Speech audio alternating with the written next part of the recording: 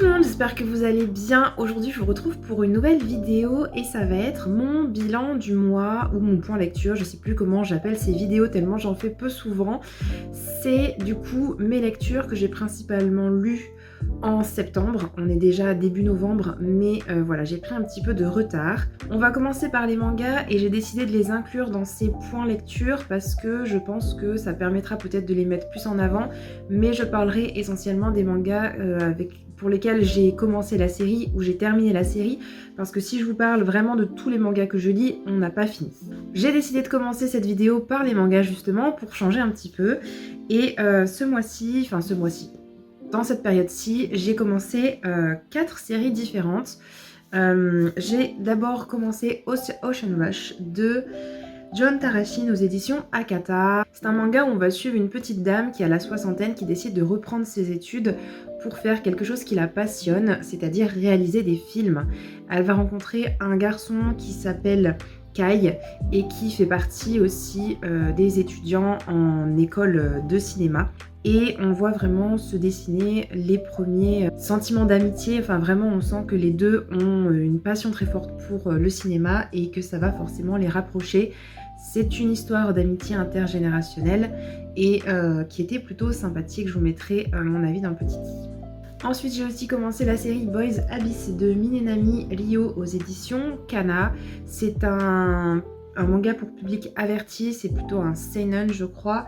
Il y a pas mal de scènes assez choquantes, que ce soit au niveau psychologique. On va suivre un personnage qui est un petit peu enfermé dans sa ville, il n'a pas trop l'occasion d'en sortir, c'est à la campagne et il finit son lycée, tout le monde va partir à la fac sauf lui, il a décidé de rester pour aider sa mère à s'occuper de sa grand-mère et toutes les dettes en fait, tous les problèmes d'argent qu'elle peut avoir.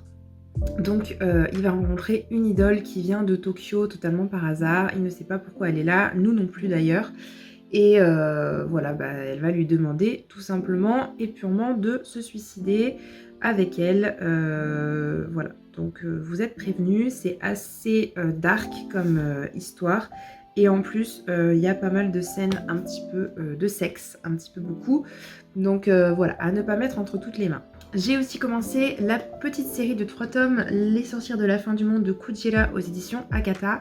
C'est une histoire qui traite de sorcières. On est dans un monde où les sorcières veulent se venger des humains et on va suivre une jeune fille qui arrive dans cette école de sorcières pour apprendre des choses, sauf qu'elle n'est pas du tout au courant de ce qu'elle fait là, elle ne sait pas qu'elle a des pouvoirs et elle va être tutorée, tutricée, je sais pas comment on dit. En tout cas, il y a une autre fille qui, elle, est une descendante de famille de sorcières très très renommée, qui va la prendre sous son aile et qui va lui apprendre les rudiments de la sorcellerie en quelque sorte. J'ai aussi commencé la série Trap Hole de Nemu Yoko aux éditions Kana. Donc c'est une série en 4 tomes, une toute petite série, Josei. C'est l'histoire d'une jeune femme de 30 ans qui avait une belle vie devant elle jusqu'à ce que son futur potentiel mari lui annonce qu'il voit une autre femme et qu'il est amoureux d'elle. Donc leur histoire doit se terminer. Elle est vraiment au fond du trou, elle sait pas trop quoi faire. Elle va, avec l'aide d'un ancien camarade du lycée, essayer de remonter la pente en se faisant une nouvelle vie à Tokyo.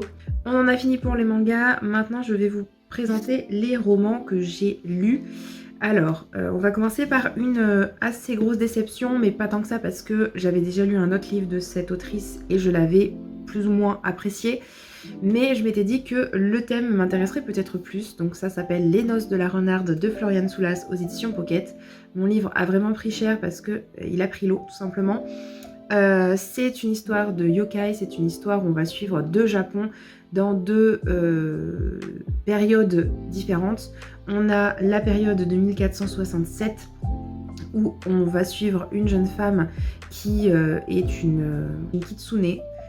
C'est-à-dire qu'elle a la possibilité de se transformer en animal. C'est une créature magique qui est très intriguée par les humains et notamment par un bûcheron qui vit dans le petit village dans la montagne. Et puis on a 2016 Tokyo, Mina qui a le pouvoir de voir les yokai qui sont donc des esprits qui errent un petit peu comme ça, qui ne peuvent pas partir de la terre.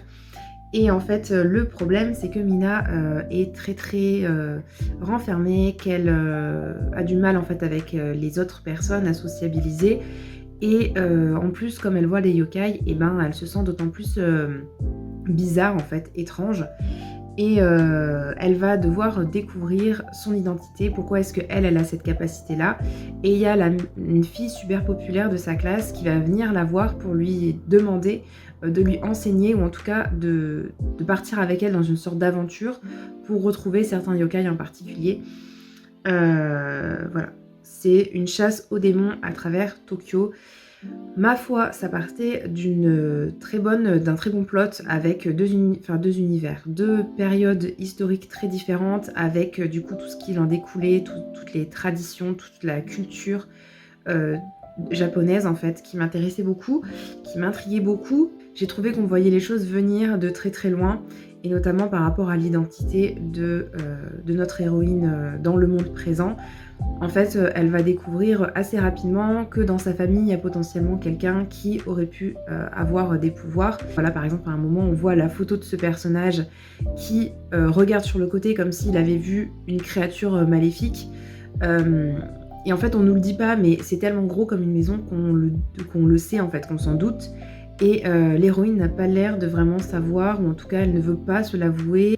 Enfin, peut-être que finalement je me fourvoie et que ce n'est pas du tout ça, parce que je n'ai pas fini ce livre. Voilà, je ne suis pas allée au bout, j'ai lu à peu près la moitié. Mais honnêtement, entre le fait que c'était très prévisible et qu'il y avait énormément de descriptions et que je n'arrivais pas à me mettre dans la lecture, vraiment je n'ai pas pu continuer et j'ai préféré arrêter. J'ai lu de Florian Soulas un précédent roman qui s'appelle Rouille, qui était dans un monde un petit peu steampunk, avec une jeune fille pareil qui était en quête d'identité, qui était une prostituée qui avait été recueillie. Elle avait plus aucun souvenir de sa vie passée, mais j'avais préféré ce monde-là. J'avais trouvé qu'il y avait c'était plus dynamique. Là, voilà, j'ai vraiment eu du mal à accrocher, donc ma foi, ben tant pis, ça arrive. Dans un registre totalement différent, j'ai lu Ne pars pas sans moi de Jennifer Niven et David Levithan aux éditions Gallimard Jeunesse. C'est un roman épistolaire où on va suivre deux personnages en particulier, Béa et son frère Ezra, qui sont vraiment soudés à fond, qui ne se séparent jamais. Sauf que Béa va disparaître du jour au lendemain, elle va fuguer et elle va laisser derrière elle juste une adresse mail à laquelle Ezra va pouvoir envoyer ses lettres, ses mails, pour correspondre avec Béa, comprendre son choix, pourquoi est-ce qu'elle est partie, qu'est-ce qu'elle fait, etc.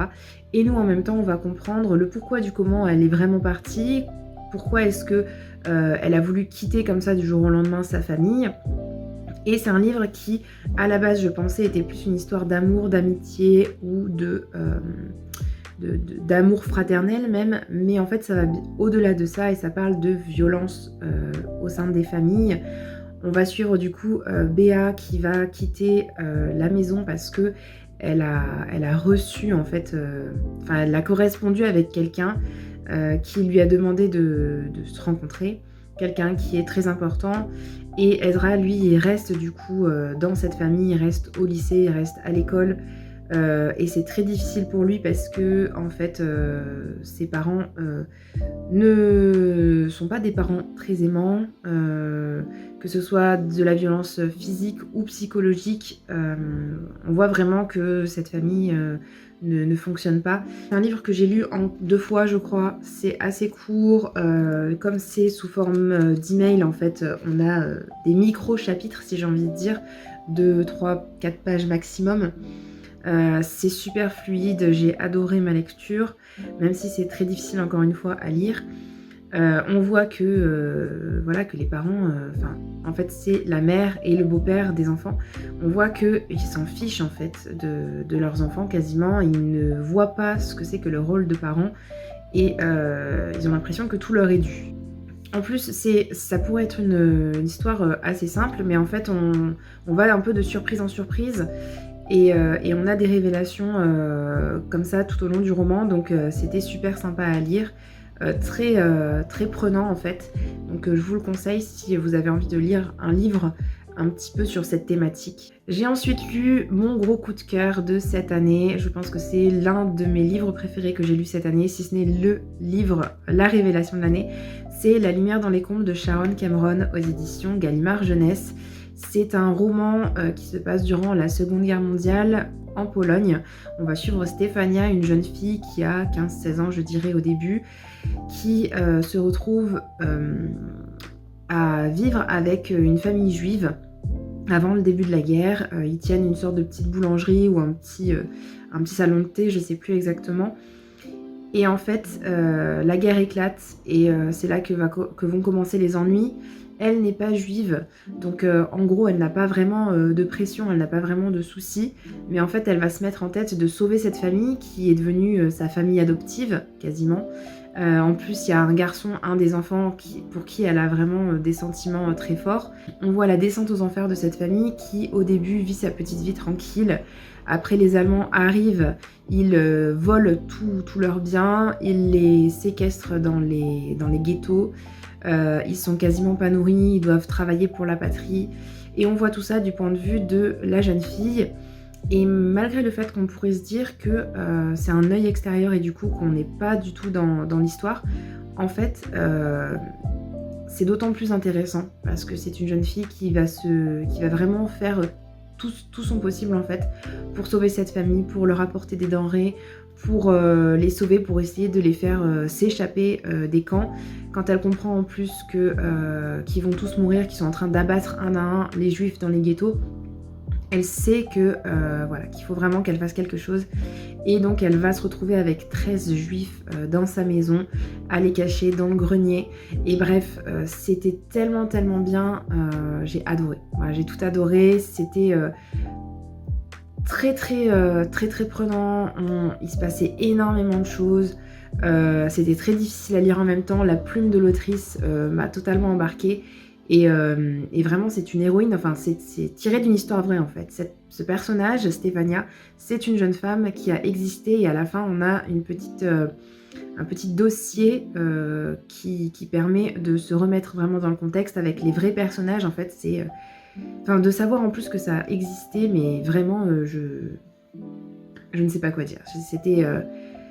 C'était exceptionnel quoi, enfin vraiment je vous conseille cette lecture à 1000%, j'ai pleuré plusieurs fois lors de ma lecture et voilà, c'était tellement bien retransmis les émotions que voilà, je ne peux que vous conseiller ce livre très chaudement, même si vous ne lisez pas de livre historique, je pense que ça peut toucher tout le monde.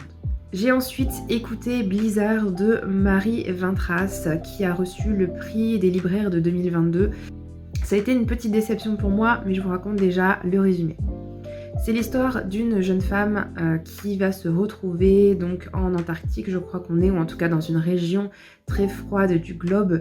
Elle va sortir avec un garçon dont elle s'occupe qui a une petite dizaine d'années, sauf qu'elle sort dans la tempête et forcément le blizzard est absolument impénétrable et elle va perdre cet enfant. De là part toute une quête pour essayer de retrouver cet enfant, tout le monde se met à le chercher, donc c'est une sorte de petit village, micro-village, avec un homme donc, qui est le père de cet enfant, une sorte de vieillard qui est arrivé là un petit peu par hasard, et puis 2-3 autres personnages. Donc on va suivre en tout, je pense, 4-5 points de vue de mémoire. Ils vont se lancer à la recherche de ce garçon tout en sachant que potentiellement ils ne le retrouveront pas. Mais finalement, ce n'est pas sur ça que se concentre l'histoire, mais plus sur la personnalité de chaque personnage, leur histoire, pourquoi ils sont là, comment ils sont arrivés là, et leur passé.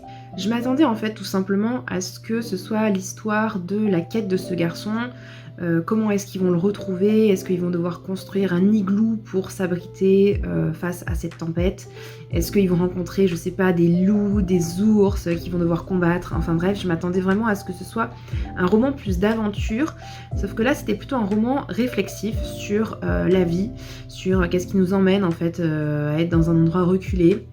Il y a des soucis aussi de famille finalement, un homme qui avait perdu de vue son frère qui était parti faire un tour du monde, je ne sais plus quoi, enfin bref, des choses qui n'avaient strictement rien à voir en fait avec le plot principal. Je ne sais pas en fait finalement ce qui plaisait aux gens parce que moi les histoires en fait de chaque personnage même si bon, voilà, ce sont des histoires, ce sont leurs vies, etc. Mais je me suis pas sentie forcément attachée à ces personnages, je me suis pas forcément sentie impliquée dans leur vie. Et en fait au final, ce qui moi m'intéressait, je ne l'ai pas retrouvé. Et en plus à la fin, le personnage est retrouvé un peu miraculeusement, j'ai envie de dire. Donc en fait pour moi c'était simplement une trame de fond, c'était simplement une excuse, un prétexte de faire ce petit garçon évadé pour simplement qu'on rencontre tous ces personnages. Des personnages que j'ai plus ou moins appréciés. Il y en a certains un en particulier que j'ai détesté de par son côté très machiste et très je suis le mal alpha, vous voyez. Donc voilà.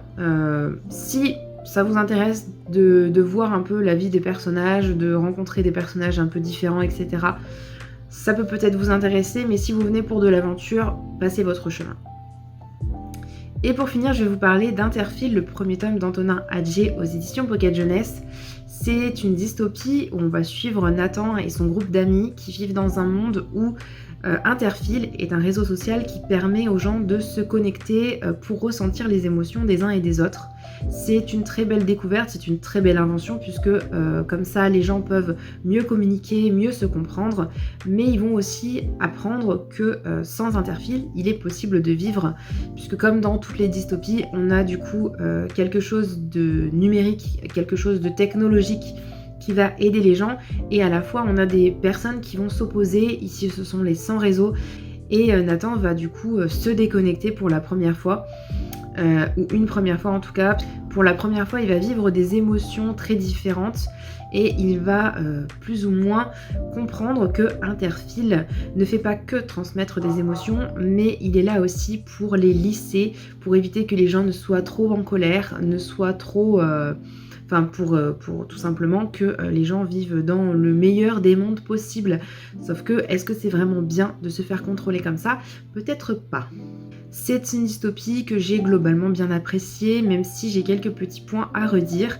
Déjà, ce qu'il faut savoir, c'est que c'est un premier tome d'une quadrilogie.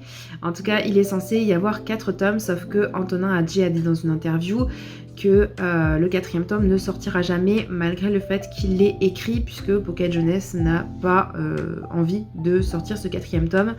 Donc déjà, partant de ce postulat-là, je savais que je n'allais pas lire la suite, parce que pour moi, sauf si j'ai vraiment adoré la série, que j'ai adoré le premier tome, je ne vois pas trop le but de lire des livres sachant que je ne connaîtrai jamais la fin.